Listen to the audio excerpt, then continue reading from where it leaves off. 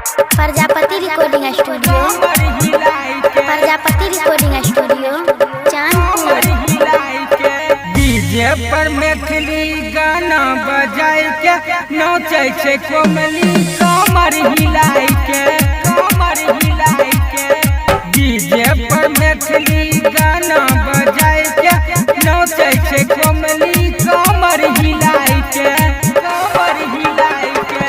पेनी के घंगरी दिखाबै छे टंगरी हो, पेनी के घंगरी दिखाबै छे टंगरी। छौरा पटाबै छे कनखी चलाय के, चलाय के। डीजे पर मैथिली गाना बजाय के नाचे छे कोमली कमर हिलाय के, कमर हिलाय के। डीजे पर मैथिली गाना बजाय के नाचे छे कोमली कमर हिलाय के, कमर हिलाय के। Prajapati recording studio Chandpur. Music by DJ Munna Raj, DJ Munna Raj, Jhitki Bazar Madhubani.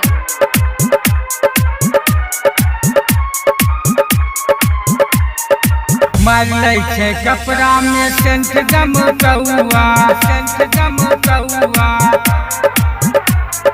मारले छे कपड़ा में सेंट गम कौआ। पेनी के नाचे छे जींस चमकौआ, जींस चमकौआ।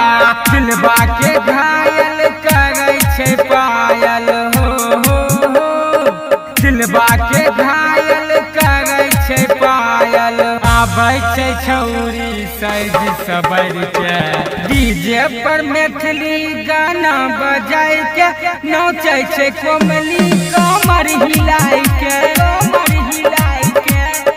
डीजे पर मैथिली गाना बजाय के नाचे छे कोमली कमर हिलाय के, कमर हिलाय के।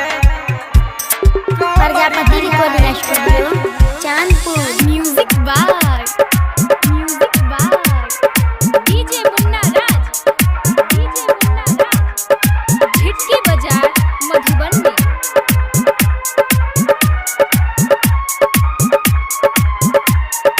रनिया छौरी के नहीं लागे छे शरम हो। कमल प्रेमी के गाना छे हिट हो, गाना छे हिट हो। रनिया छौरी के नहीं लागे छे शरम हो।